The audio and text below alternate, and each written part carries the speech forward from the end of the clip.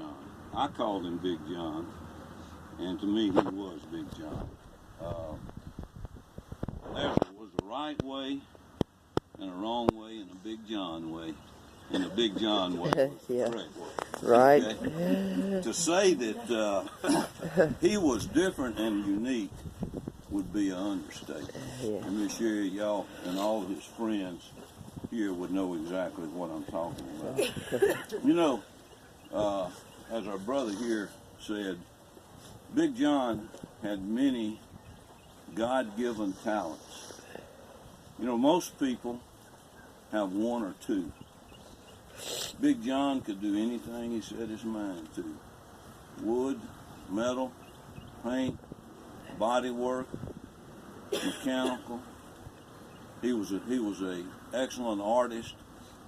He was blessed, and I will tell y'all that I coveted and envied his talents because he was so blessed by God with those God-given talents. And again, if he decided to do something, he would do it. Now, when I worked with him, he did it too well.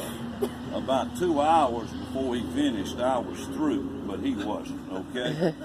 I mean, he had to put the Big John finish to it before he would turn any work loose, and it was nothing less than perfection. That's right. I will share this with you, Miss Sherry and Aunt Betty. I would be there, and y'all would drive up from shopping, and he says, "Here comes my two women." And he loved both of y'all dearly, and his only regret, Miss Sherry, and he told me this several times, is that he did not meet you early in his life. Oh. Because he had a special love and unique love for you. We all have many stories of Big John, and I'll not bore you today with mine. All these pallbearers here, I knew y'all before I knew you. And before I met y'all either Saturday, and some of you I knew previously. But Big John had a very small circle.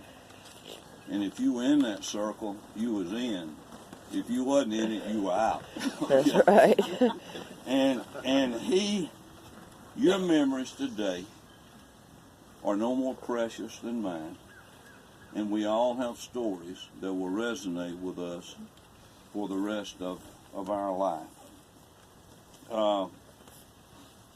I was to tell you this, Aunt Betty and Miss Sherry. You know, Aunt Betty, you said last night, please don't forget me. Well, I promise you, Aunt Betty and Miss Sherry, that we will not forget y'all. And y'all are very fortunate to have this group of friends that will continue to wrap their arms around you in your very, very times of need as you have now.